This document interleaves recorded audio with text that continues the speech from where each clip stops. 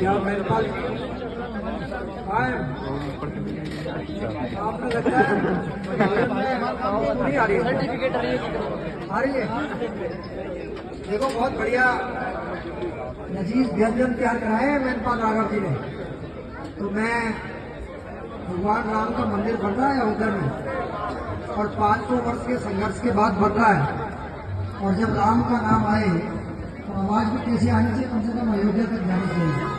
बोलिए जय श्री राम, जय जय श्री राम, भारत माता की वंदे वंदे, जय भवानी, जय भवानी।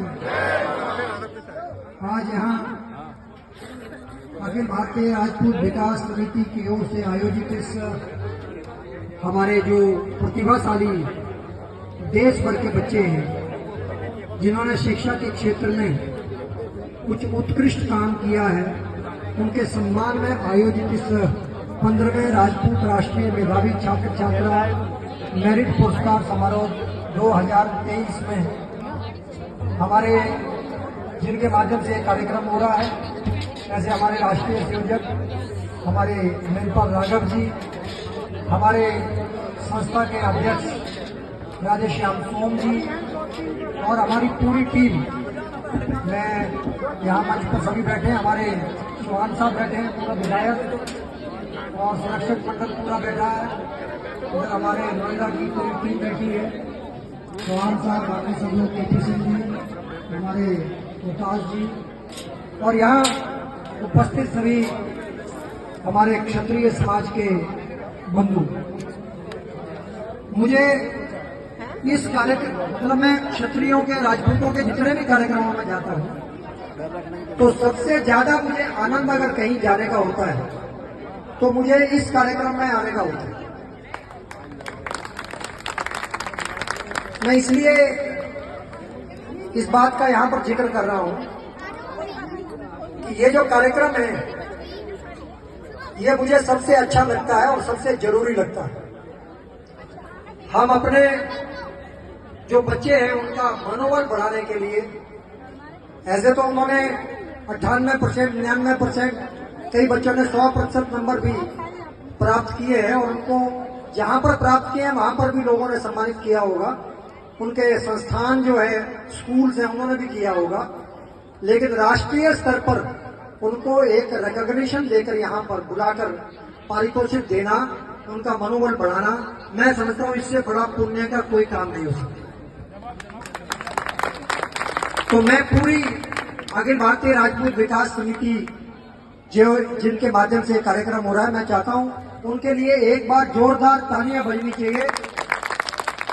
मतलब तालियों की आवाज में ताकत देखनी चाहिए। बहुत सारे लोग बजा नहीं रहे, कुछ गड़बड़ तो नहीं है। जोरदार तालियां बजनी चाहिए, क्योंकि आप जितने जोर से तालियां बजाएंगे उतना ये अगले वर्ष आपके लिए और अच्छा कार्यक्रम करेंगे। अब मैं अभी एक कार्यक्रम से आ रहा हूं तो वहां मुझे मन करा, तो मैंने, क्योंकि समाज का कार्यक्रम है तो समाज का विकास कैसे हो, हमारा क्षत्रिय समाज का अगर आप चाहते हैं कि उसका विकास हो तो इस पर मैंने कहा कि कुछ ऐसे कार्यक्रमों में चर्चा करनी जरूरी है। और विशेषकर जो हमारे बच्चे हैं वो क्या संदेश यहाँ से लेकर जाना चाहते हैं, वो संदेश यहाँ से जाना चाहिए, तो उसका मैं यहाँ पर जिक्र कर रहा हूँ। और क्योंकि भगवान राम का मंदिर बन रहा है तो मैं इसकी शुरुआत भगवान राम से ही करना चाहता हूँ। पर मेरा चिंतन थोड़ा और से अलग है। मैं कई बार कहता हूँ कि राम और रावण की क्या लड़ाई थी,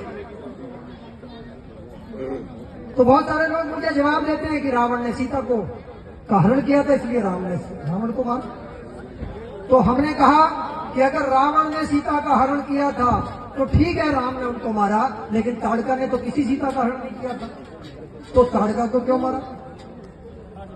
हजारों राक्षस मारे उन्होंने विश्वामित्र के आश्रम से निकलने के बाद, उन्होंने तो किसी ने नहीं मारा, किसी ने सीता का हरण नहीं किया। अगर राम के बाल्यकाल से लेकर और रावण के वध तक के जीवन में उन्होंने जो हजारों हजार राक्षसों का वध किया,